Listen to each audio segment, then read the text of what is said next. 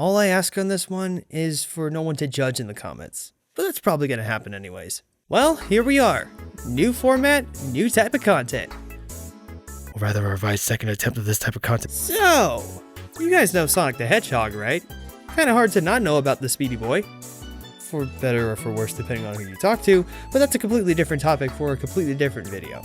I don't know if it's obvious, but I am a big, nay, huge Sonic fan. I've been a fan of this hedgehog ever since I was a kid. Probably around the ripe old age of 5 years old. And while I'll spare you a majority of the details for now, just know that for the sake of this story, Sonic and I have known each other for about... No, wait, that can't be right. 20 years now?! It hasn't been that long, has it? And as far as you're concerned, I'm not leaving anytime soon. Yeah, he's honestly never gonna leave. Now you're probably asking yourselves, why though? Why is this spiky blue rodent not gonna leave me? At least for the time being. Well, did you ever have a moment when you realized that you admired a character in any form of fictional material? And no, not for those reasons.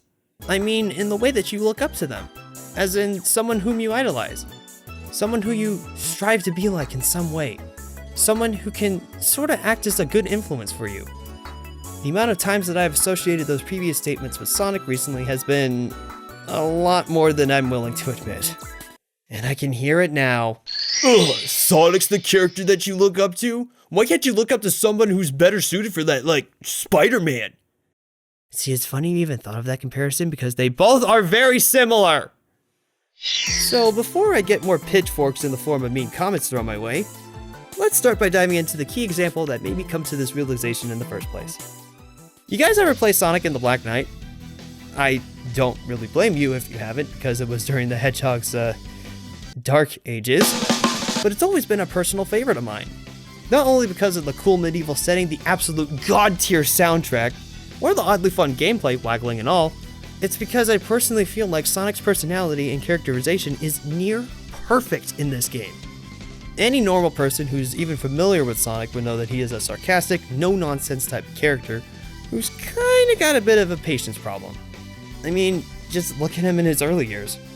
But when the series made the transition to 3D, and among numerous animated shows over the years, they began to bring along more complex storytelling and characterization for basically the whole cast of characters.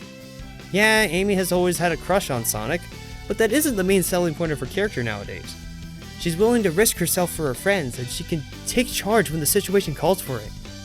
She was a goddamn hammer for crying out loud. But what about Sonic? Well, I sort of alluded to it earlier by making a comparison to Spider-Man, so why don't we touch on that now? You'll probably start to understand why I made the comparison in the first place. Black Knight, being part of the woefully underdeveloped storybook series, seriously there are only 2 games, starts off as new character Merlina uses her wizardly powers to summon Sonic into this medieval world. Which, now that I think about it, another way of putting it is Sonic essentially getting isekai. As the story continues, we see that Sonic's characterization is very much as you would expect it to be. His cocky and confident attitude is still there, but it also feels a little more grounded given the circumstances our hero's in. Doesn't stop him from letting out the occasional quip, though. He was once a wise and just ruler. He was blessed with noble knights and praised by all. However... He got a little sidetracked? The sacred sword. It goes by the name Caliburn. That's kinda sorry looking. Fool! All of this is pretty standard stuff regarding Sonic's character, but there's one particular part of this story, one cutscene rather, that I would like to touch on. After encountering Nemu, the Lady of the Lake, portrayed by Amy in this game, trust me, it all makes sense in context, Sonic is tasked with completing 3 things within 3 days in order to learn how to defeat this world's corrupted version of King Arthur. Being the world's fastest hedgehog, he begins making quick work of the tests given to him. Until...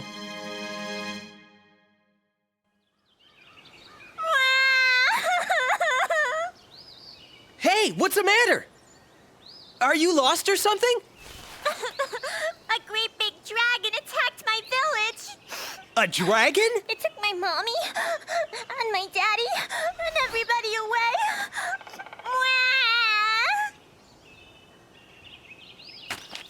You know where the dragon is, kid? It's in the big cave at the bottom of that mountain. All right, I'm on it. Wait, don't tell me you're going off to slay a dragon now! Yes, we are. What of the ladies' tests? You will never make it in time. Yeah, maybe, but I play by my own rules. Remember that. You fool. Hang in there, kiddo. I'll get your folks back.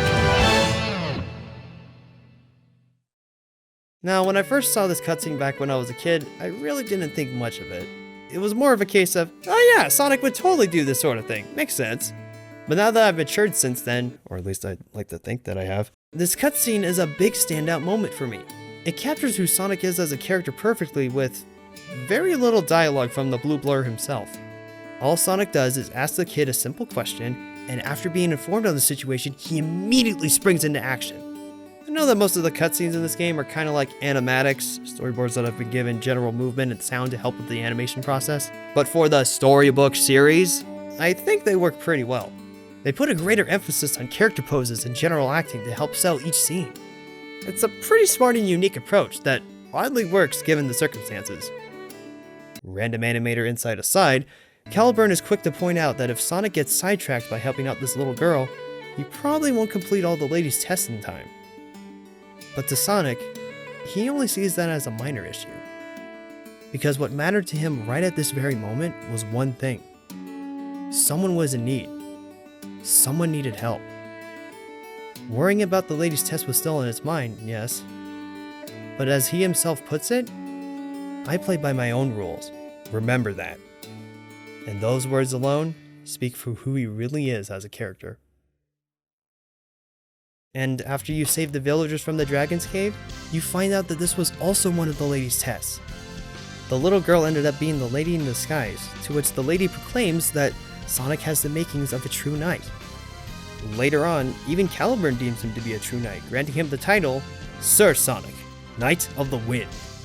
This probably doesn't sound like much on the surface, but it shows that through his heroism, Sonic is able to garner the respect of the people around him. Caliburn was initially quick to dismiss Sonic when they first met, but as the story continues, you see that the talking sword does warm up to him, and comes to understand what Sonic's character truly entails. I mean, given how he was able to sacrifice himself for Sonic somehow, when they both confront Merlina in the game's second half, that should kind of speak for itself. And despite Sonic losing his friend in that moment, despite everything being against him, he still keeps getting back up. Wait a minute. This then gets capped off with, hands down, one of the best cutscenes in the entire franchise.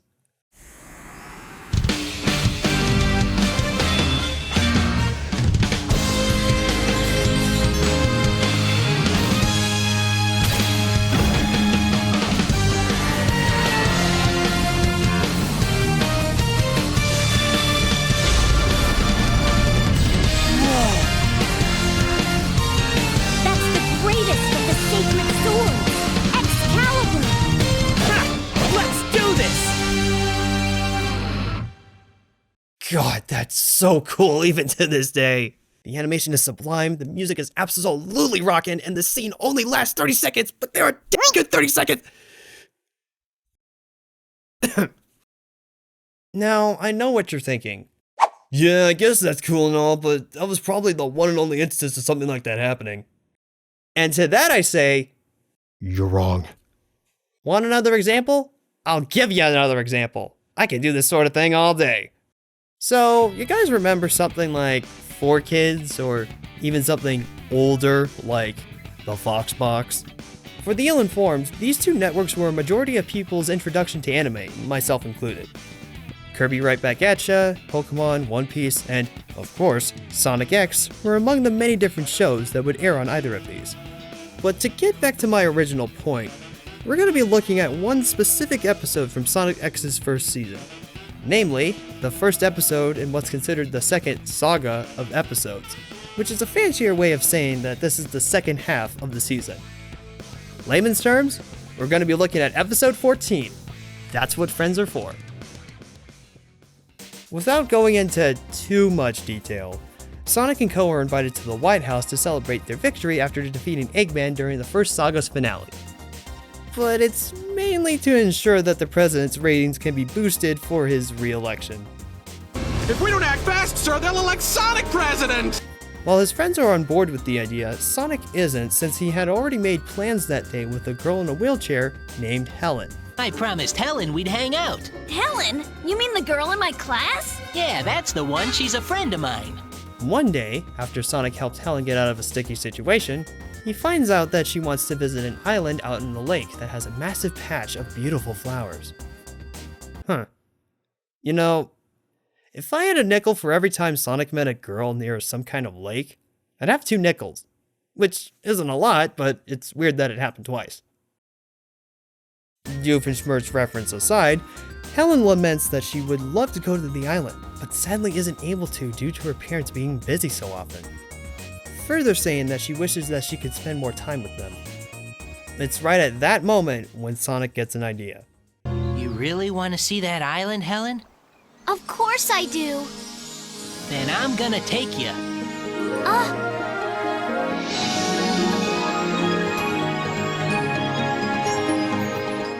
Once again, Sonic's character is on full display here. Even before he decides to take Helen to the island himself, he's very understanding, reassuring Helen that her parents will take her there at some point. But when Helen immediately doubts Sonic on that thought, that's when he makes his decision. Much like the previous example, all Sonic sees here is someone in need. Granted, compared to the previous example, we're not dealing with saving villagers from a dragon's cave. Things are much smaller in terms of stakes. However, this goes to show no matter who you are, or even what the situation may be, Sonic will do his best to help out those in need. The rest of the episode is honestly some pretty great stuff. Since Sonic decided to not go to the president's party, the president's aide instructs some government personnel to track the Hedgehog down to forcefully bring him to the party?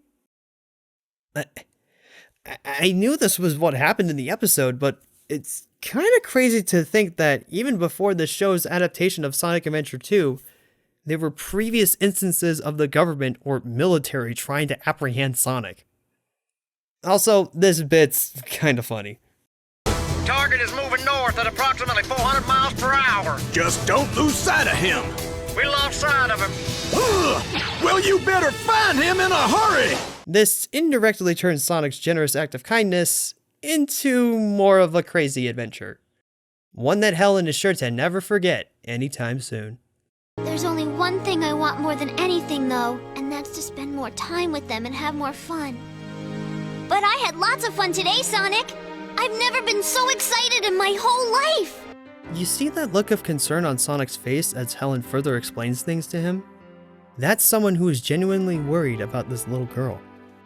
Even if things didn't go according to plan, Sonic still cared enough to ensure that Helen would get a chance to see those flowers no matter what. Oh!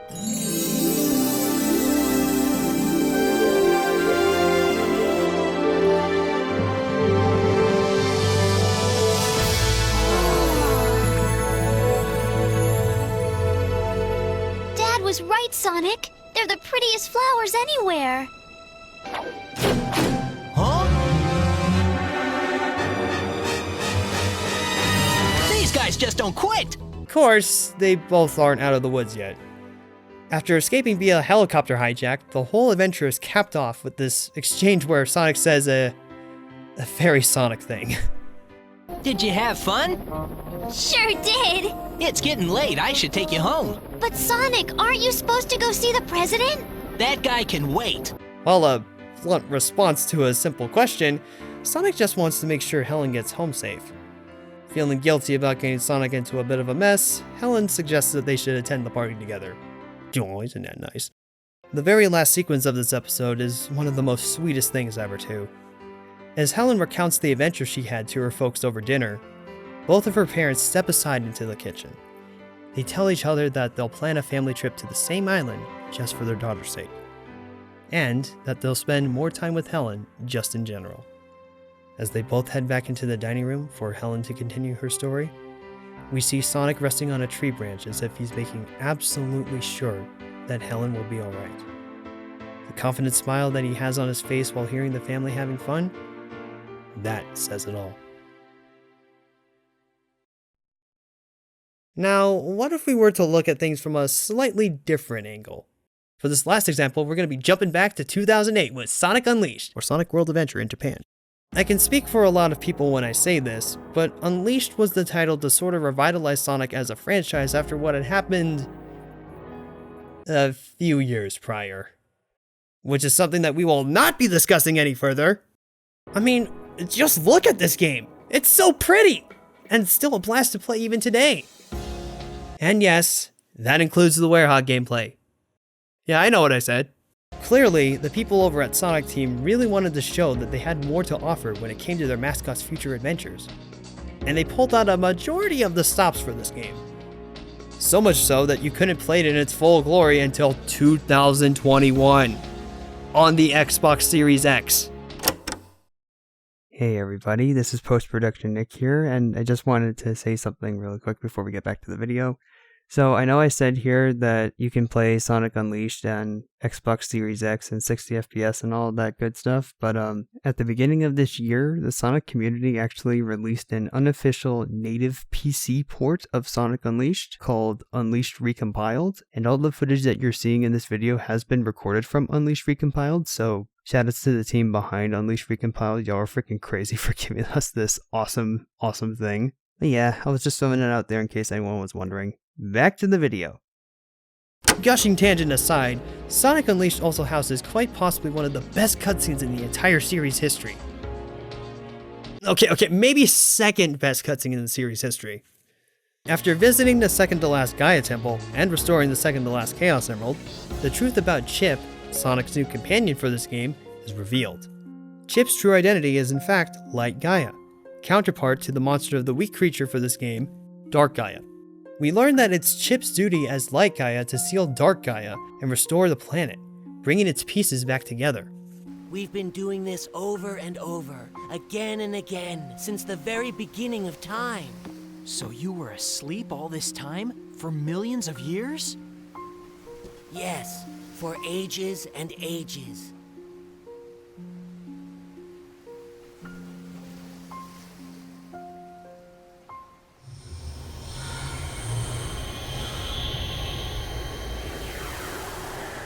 Sonic then remarks that despite his change of appearance that night, he's still himself, as turning into a werehog is due to a fraction of Dark Gaia's energy. Sonic, in this moment, ends up assuming that it was Chip protecting him this whole time. However... I haven't done anything, Sonic. You're the reason you haven't changed at all. You're too strong to lose yourself. I'm the reason? I could honestly let the rest of this scene speak for itself. This is such a great moment because it showcases what someone else truly thinks of Sonic as a person. Or Hedgehog. Chip recognizes that even though there was darkness in his heart, what is this, Kingdom Hearts all of a sudden? Sonic never once had any doubts or worries about things going south or taking a turn for the worst. He was always there to help, always being there when needed, regardless of his wearification at night. Chip sees the good in Sonic's nature, and as someone who idolizes the Hedgehog, seeing him as a positive example, this moment hits me every time. Why? Because Chip is saying what I've been thinking for ages. The music also doesn't help at all. It's a well-composed song and fits the scene so well, it's just very moving. And if that wasn't enough to break me and many others, the ending surely does us in. Thank you, Sonic. Goodbye, friend. Hey! Whoa, what? Where do you think you're off to all by yourself? What? But my memory is back now, and, well, from here on out, it's my responsibility, so, I mean, there's no reason for you to come along, so I should just... Do I need a reason to want to help out a friend? Thanks, Sonic.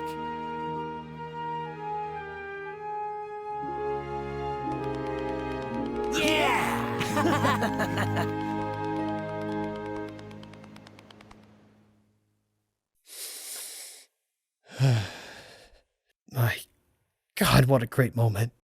Chip's whole breakdown of who Sonic is just a few seconds prior gets an immediate payoff. Sonic, showing concern for his friend, literally pulling Chip back to him, coupled together with asking if he really needs a reason to help out a friend, let alone anyone. Man, Sonic's so cool, guys. I literally do not care what anyone else says. This, to me, will always be a pinnacle example of what Sonic is like as a character. A hero. No, a role model who is always willing to help out anyone in need. Willing to stop whatever he's currently doing to ensure that your problems come first before his. Willing to help out a friend without needing a special reason to in the first place? That, ladies, gents, and everyone in between. That is who Sonic the Hedgehog truly is as a character.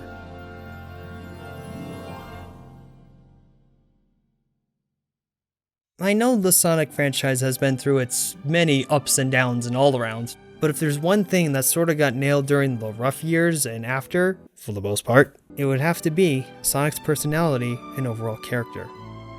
Yes, he's snarky and sarcastic. Yes, he jumps into situations sometimes not knowing the full weight of his actions. But are his intentions good a majority of the time? I would say so. There are even more scenes where Sonic acts more down to earth given proper circumstances. What he says to Merlina after fighting her as the true final boss of Black Knight really displays this. Merlina, every world has its end.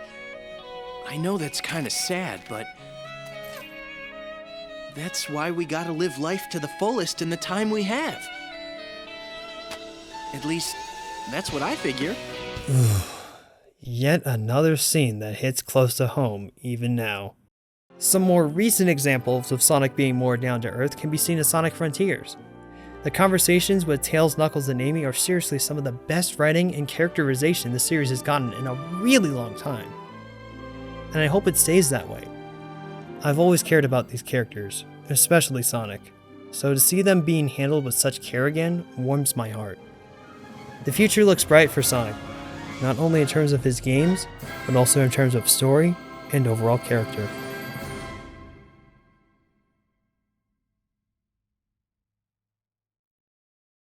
I know that it's been a while since I last uploaded, and I know that I said that I plan to do more this year, but life has a funny way of being unpredictable. As stated in my update video at the beginning of the year, I've been juggling both working a part-time job as well as an animation internship. Though that in particular has been very fulfilling, so don't misunderstand. But I also have been dealing with a lot outside of that. I don't want to linger on it for long, but be assured that things are well on my end as of now. I am thankful that this video managed to get completed since I've been wanting to experiment more with creating other things. I had a lot of fun putting this together and I am super proud of the end result. So if there is any feedback on how this new format can be improved, please let me know. I would like this to become more of a regular thing between animation projects, big or small. So if you did enjoy this, I would encourage you all to leave a like or a comment down below. Heck, even sharing the video with fellow Sonic fans and friends would be cool too. In fact, let me know who your favorite Sonic character is. I look forward to seeing your responses. If you're new here and want to stick around, consider subscribing and ringing the bell. And if you want to go the extra mile, consider supporting me on Patreon or Ko-Fi. Thank you all once again for watching, and until next time, remember to take it easy, everybody.